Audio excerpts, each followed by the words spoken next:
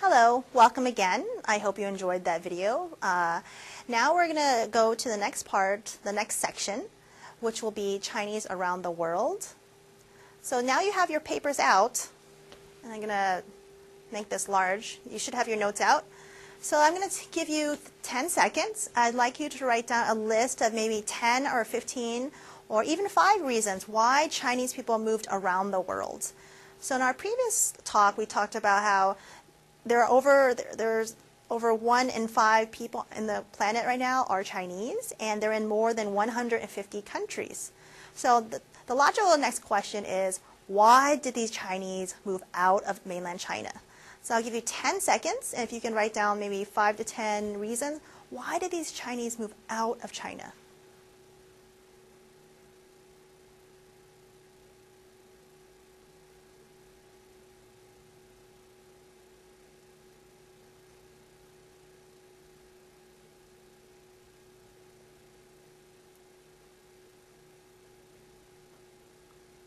Right, so it's been more than 10 seconds, so let's go over a few reasons. There's actually thousands of reasons why Chinese people move out of the place of their origin. If you're sitting in this classroom, maybe you're not from the place that you're originally from, right? So let's go over the first main reason why the Chinese moved out of China. Well, in different times in China, there was a lot of famine and civil war. And so during that time, going to another country offered economic opportunity. You could call them either political refugees or economic refugees, but that is a main reason why a lot of Chinese moved out of China. It was a better opportunity. They heard from relatives that they went to other countries such as Singapore or Malaysia or Thailand or Vietnam. They were pulled into those other countries because of economic opportunities. So that's the main reason. One of the main reasons was economic opportunity as well as political opportunities. Now, the second definition, second reason actually why the Chinese moved around the world were definitely political. So China's had many wars, actually have been invaded by other countries, as well as had civil wars. So with each invasion, from, let's say, Japan or the British or other neighboring entities, there has been an outpouring of Chinese, basically running for their lives or running for a better opportunity. So particularly when the Japanese came and they took over parts of China, there you could see a huge migration out, as well as the different waves of occupation. So a political reason is definitely a huge political and civil war reasons are another big reason why the Chinese moved out of China. Now, and there's dozens and dozens of reasons, but a third reason, maybe post Tiananmen Square, is sort of freedom reasons. Going for economic opportunity, yes. Going for civil war, colonialism, they also left. But also, I think the aspect of freedom. For some Chinese left because they felt they had better civil rights or better political rights in other countries, and so you could see a lot of Shanghainese, they moved to Hong Kong, double migration to the United States, etc. So those are basically the 3 main reasons why the Chinese have moved all over the world, and definitely has had pulled by different family members who have moved first. Now, actually, most Chinese in China are called Han Chinese, and that's actually the most common human on earth, as well as our video showed. And Tan Ren, or Tang people, are these Chinese people who actually have ventured overseas. So that is something that's well known, is that when the Chinese are overseas, they're called Tang people. Now, this is pretty interesting. I want you to write down your notes right now. Number 1, the role of imperial Chinese state. So you have all these people out migrating, these floods and floods for thousands of years of Chinese out migrating. So I'd like you to answer the question, what is the role of the imperial Chinese state? For which I mean, let me restate that question, is how did the Chinese state feel about these Chinese people moving out? Right? Did they like it? Did they love it? Was it a great thing? Were they cutting out the borders? Were they trying to keep these Chinese people in? So let's take like 5 seconds and write that down as your answer. What did you think the state, the Chinese state in particular, felt about these out-migrating Chinese?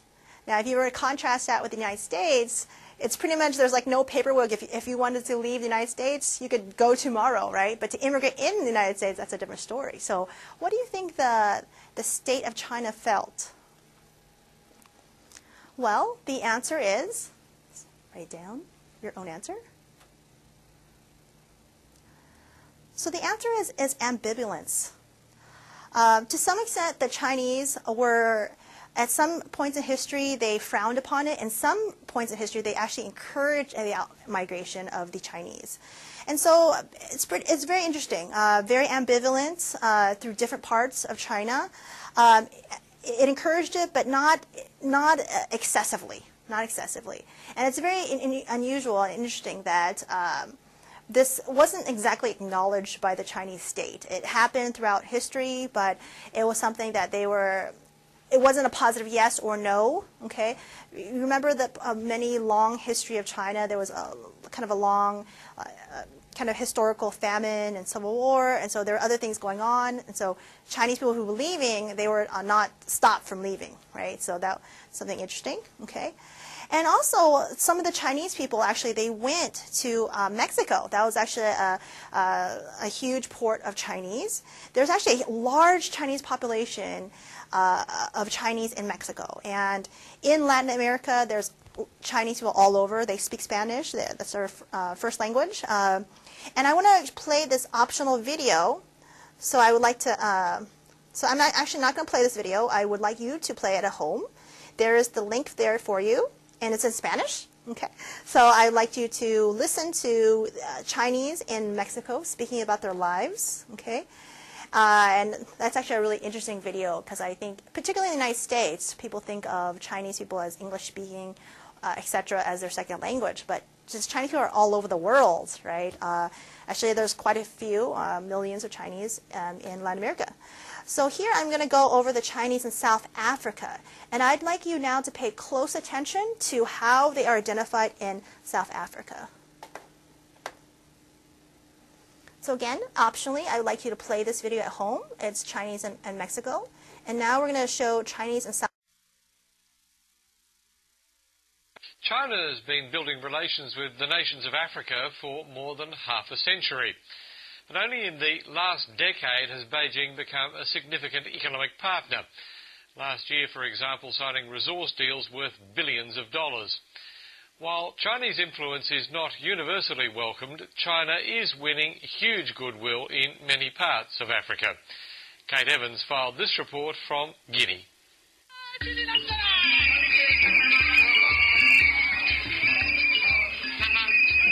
Like most West Africans, Guineans go crazy for soccer.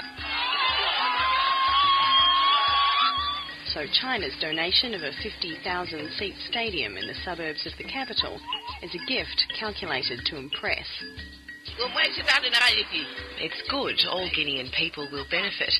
We have kids who play football. If they play in the stadium, they will benefit. Work began in 2007, and in January the Chinese handed the keys over to the stadium's director, Issa Suma. In Guinea, we love football. It's a national priority to have sporting infrastructure. If you want to develop sport, you need sporting infrastructure. So with Chinese cooperation, we asked for a stadium of 50,000 seats that could contain many spectators. And that's what you see right now. The Guineans are now responsible for completing the entrance and the car park. Most of the 600 Chinese workers who've spent years working on the site have gone home. It's true that the beginning was hard because the cultures are really different. People don't understand each other's language. Between the Guinean workers and Chinese bosses, there were some problems, but with time we resolved them. Costing $50 million American, the stadium is China's most expensive gift to Guinea. But it's by no means the first. Many of the grandest buildings in the country's crumbling capital, Conakry, were built by China. The presidential palace, the television station and the parliament or people's palace. They're tokens of a friendship dating back half a century, when socialist Guinea was the first sub-Saharan African country to recognise communist China. Both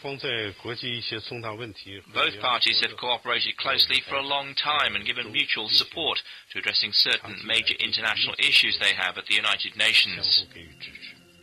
That relationship, unconditional foreign aid from China, continues today, with Guinea benefiting from Chinese assistance in agriculture, health and infrastructure projects. All the Guineans are happy towards China because China has brought big things to Guinea-Conakry. Now it seems China is keen to capitalise on this goodwill.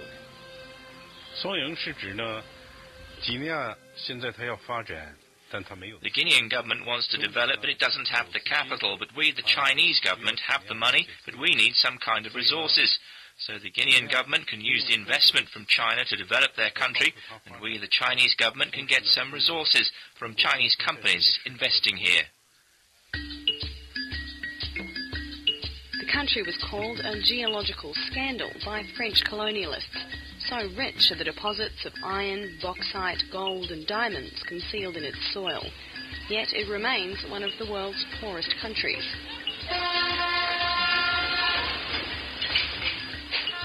Twice a day, trains haul bauxite across the country to Conakry's port.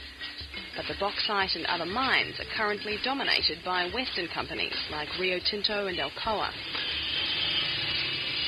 In the mid-2000s, that seemed about to change. The Chinese and Ghanaian governments were heralding a new win-win relationship, negotiating a massive infrastructure for resources deal, similar to agreements China has with Angola and Congo.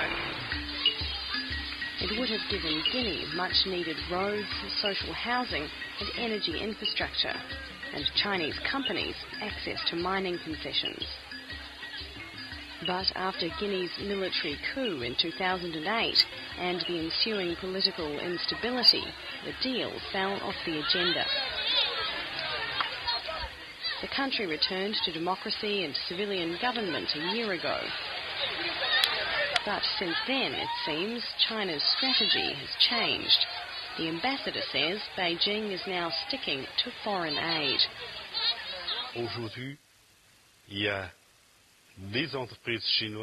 It's Chinese companies and businesses that come on their own for mining exploration or other projects in train in Guinea. That's different from economic cooperation between two governments. It's not the same thing. Yet those companies are coming in increasing numbers. The fact that they are coming in is very impressive.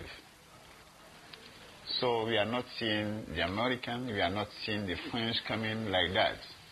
Now, China is doing a lot. Some companies are very open to invest everywhere. In water, water, electricity, power.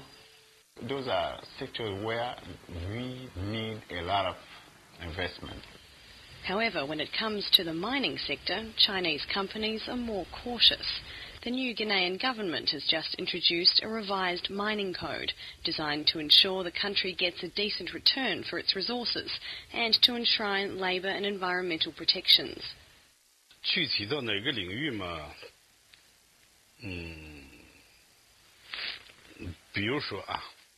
Not all the companies can accept Guinea's mineral law, and for the big companies they have a resource need. And they can accept the environment here, so they'll invest here. But for other companies, maybe the smaller ones, for them, the mine law, maybe the taxes are too high, and the law is too strict.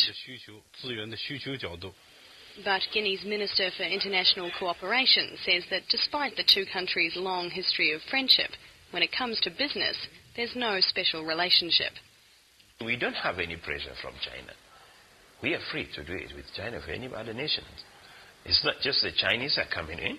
If the Koreans tomorrow they want to do something, why not? It seems Western fears of Guinea being bought by Beijing, as one British think tank suggested 3 years ago, have not yet eventuated. Chinese investment is growing, but since Guinea's return to democracy, so is foreign investment in general. The country is open to all, and we do welcome everybody to come to invest in Guinea. And Guinea is back, as we did say. The new stadium is due to open in time for World Cup qualifying matches in June, when it will no doubt fuel dreams of football glory for Guinea's youth and remind them of China's enduring friendship. But beyond the symbolism, it's still unclear whether the promise of China's rise will deliver more tangible benefits for the next generation of Guineans.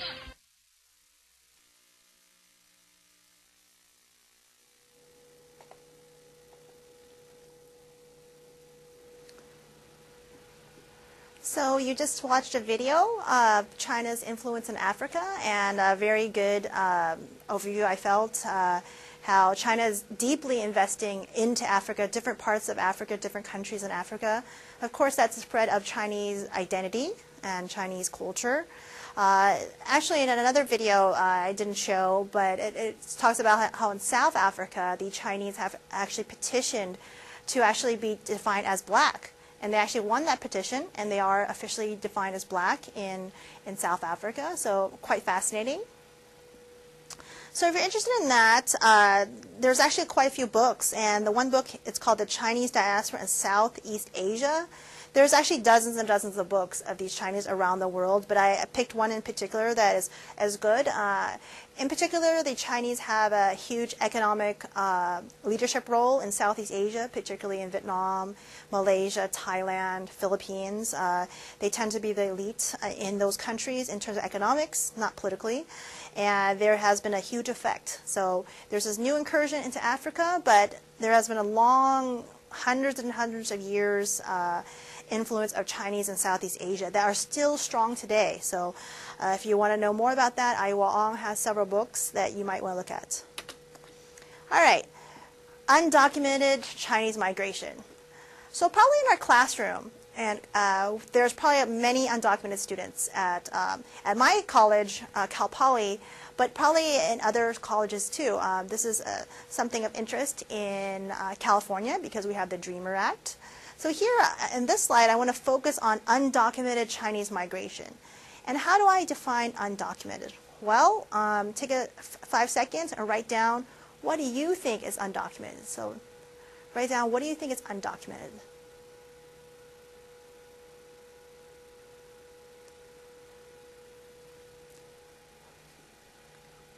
Okay. So some people identify undocumented students as students who do not have papers, legal documents. Citizenship, some people argue, is a form of undocumentation. And at Cal Poly, this is a big issue in California, not just at Cal Poly, but probably all the universities, as I'm sure we have undocumented students who are both Chinese and Asian and Latino. So the first one is there's many undocumented Chinese globally. So that's the first point. All over the world, there are undocumented millions and millions of Chinese globally undocumented. So, you know, they'll go to Japan and will stay in Japan. They'll go to Canada and stay in Japan. They don't have citizenship, but they'll go all over the world. And so this is something that is not new from China, and it's probably not new globally. Humans, as an anthropologist, I can say we've always walked around and with documents or without. So that's a huge thing about Chinese migration that you have to realize, that a lot of it was undocumented. Many Chinese have gone to Cuba, etc. So that's one reason how Chinese moved around the world. The second reason is some Chinese people were actually kidnapped. They're kidnapped and they're, quote, coolies, which some people call as slaves. So they were told that they would get a job in Los Angeles in the 1800s. It's a gold rush, right? And they're all prepared to go, and you know, they're kidnapped and, you know, they're slaves in, let's say, California or different parts of, let's say, Cuba or Mexico. And that's another way that actually the Chinese migrated. They were tricked. They were made into labor slaves. Now, a lot of times, number three, if you look at the Chinese today, you can't find them. So if you look at Cuba, they say everyone has a Chinese grandparent, right? That's what they say. It's a running joke in Cuba. To some extent, they have completely intermixed into the host society. And one of the countries or the region that I like to think about is the Caribbean. So the Caribbean is a very mixed space. Everyone is Indian, Native, African, Spanish, French, of different sorts of background. And the Chinese have definitely been in the mix in the Caribbean, but they have mixed. And a lot of them, there's actually new migration into, let's say, Jamaica, but a lot of people are just mixed in. And you sort of like know they're Chinese from their last name, Chan or something, but phenotypically, they don't look what people think of as a typically an East Asian phenotype. So something interesting about the Chinese migration is that you don't see it anymore because they have intermarried and intermixed. Now, one thing that I'm very excited about is this book called Identity Construction Among Chinese-Vietnamese American by Monica Trieu.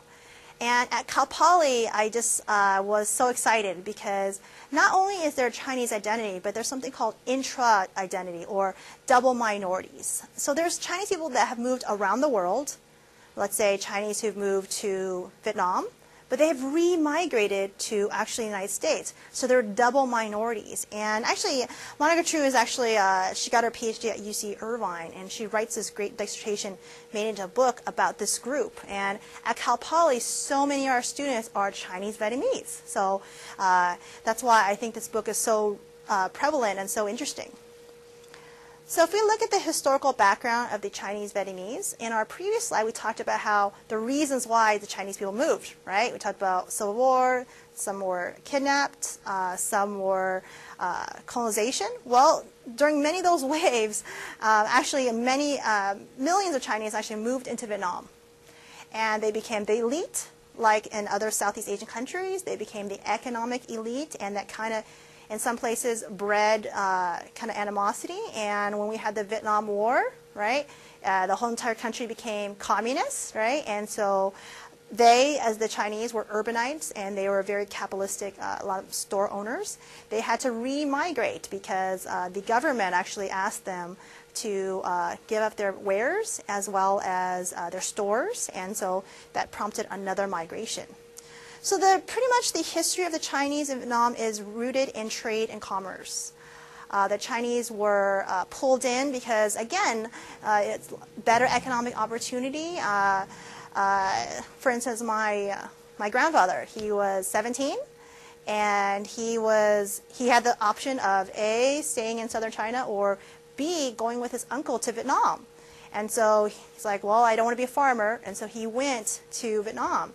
He's fully ethnic Chinese, Cantonese, and his wife at the time, my grandmother, also went with him, and they had a life there. Okay, so there's been a long history of Chinese in Vietnam. In actually 11111 BC, China, the Han Dynasty conquered parts of Vietnam. Actually, they called it the Nan Ye. So very interesting. There's been actually a kind of maybe a historically hostile relationship that China's had also towards Vietnam because of also invasions and also colonization. Now, the Vietnamese have always pushed back. They pushed the Chinese out in the 1400s, but many remained, right? That was the 1400, right? And at some point, many intermarriages, right? And post-1950s and pre-1950s, of course, because of the massive invasions, a lot of Chinese just flowed into Southeast Asia, in particular Vietnam. Now, right now I'm going to show a clip, and I'm going to show a clip which is really fascinating. It's about the Chinese that were actually ethnic minorities in Vietnam that are re-migrated into America.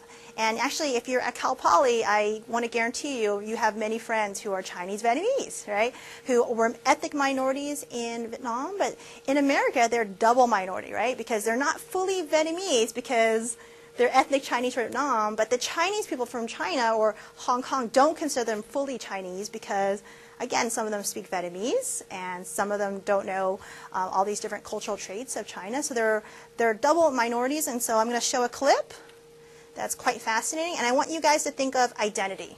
Like, what is identity? Is identity your passport? Is identity what you speak in language? Is identity your food? Okay. One could argue that the Chinese-Vietnamese were very much not assimilated into Vietnamese culture, right? So are they Vietnamese or are they Chinese? So I'm going to show a clip.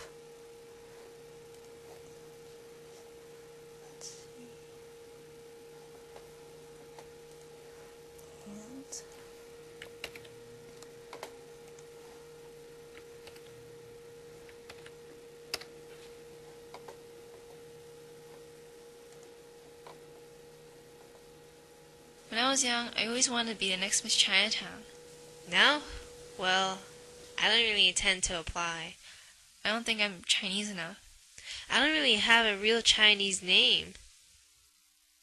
I grew up in San Francisco, California, Believing that I was Chinese, specifically Cantonese and Fukienese. At least that's what my parents told me. I grew up speaking Cantonese. I was raised in an area full of Cantonese people. Everyone accepted me as Cantonese. My parents spoke something else, though. It was Vietnamese. I didn't know much about my family history, only bits and parts of it. I didn't understand the whole story until freshman year of college when I had to interview my family for papers and projects. And what I found out was that they were born in Vietnam and raised there for about 20 years. And yet they only stayed in China for 1 or 2 years as refugees after the Vietnam War. And they learned Chinese, the same age when I learned Mandarin, 19. I just didn't understand, how can we just be Chinese?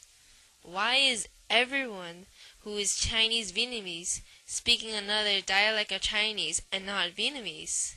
I just had to know more about our history. It had a lot to do with the fact that the South China region and the Fujian province region of China were port areas.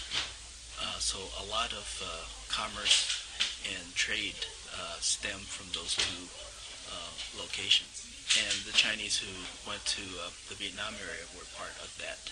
Where did Ma come from? She come from Canton, China. Before the war, she was a slave woman. When the French army still in Vietnam, có mà châu đi visited, come got some money. So I think like every one of those areas that the Chinese went to, they were seen as an outsider, and seen as an outside threat. So they weren't really allowed to assimilate completely either. So that's why they focus a lot on commerce, and business and trade and that type of thing. But then also at the same time, economic success could also breed or fuel these ethnic. In 1954, the communists come in Vietnam. So we are everything, nothing. So like in 1954, then the communists come over and control the city, the country, and they start to lose everything they have. Which is whole country, as economists, you have no chance to get like a good job because we are Chinese. They treat us like foreign people. When they walking on the street and they keep calling us Tao, that means what they call hey chink in over here. When we grow up, after we finish high school, we cannot go to the college, and we cannot go to get to the factory job.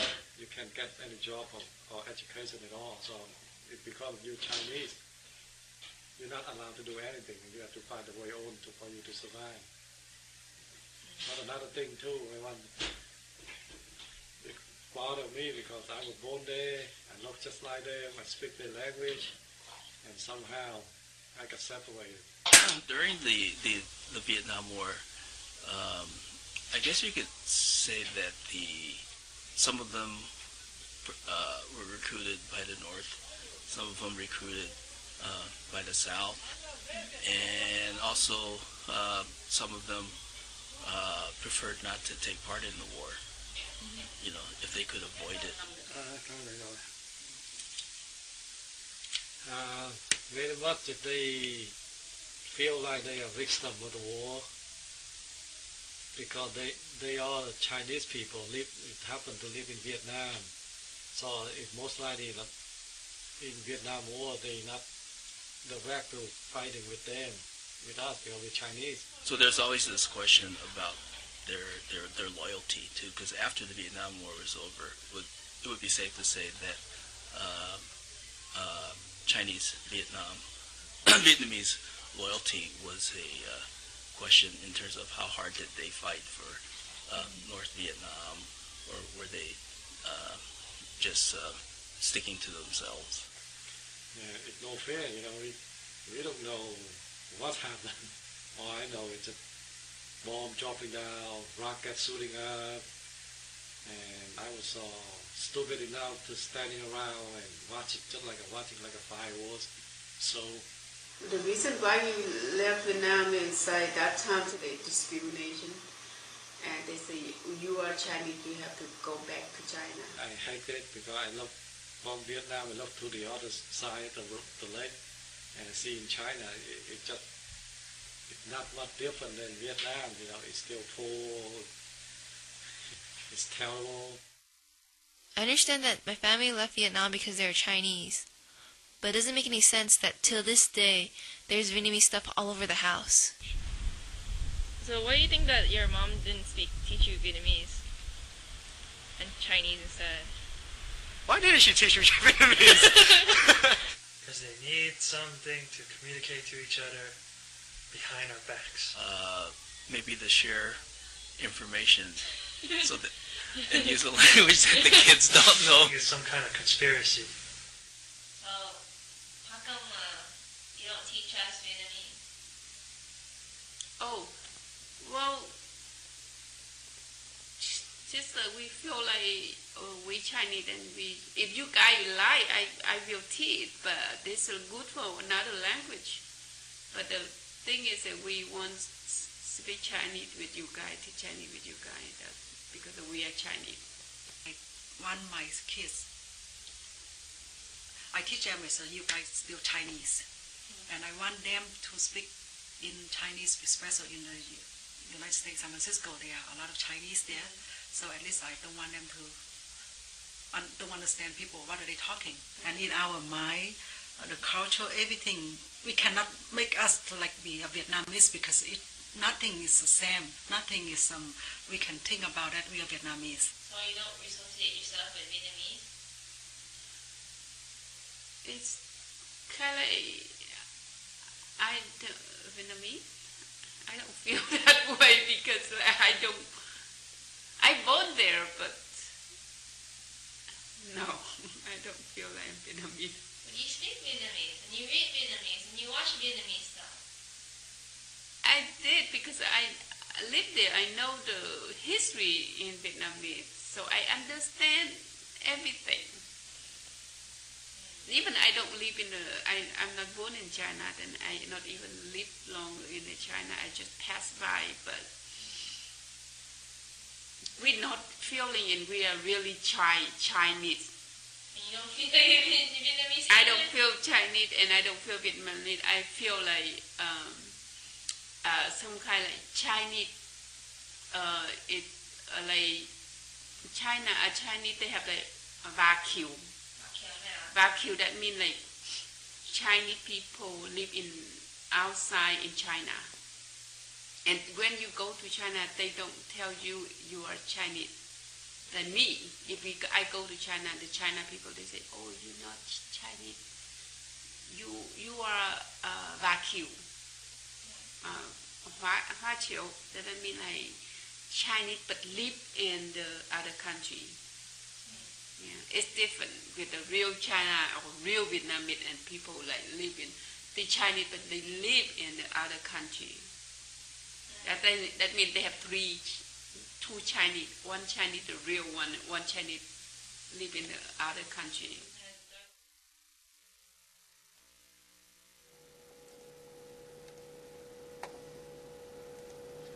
All right, and why I love this video is because it actually asks a lot of questions, and basically a lot of questions I don't have the answer to.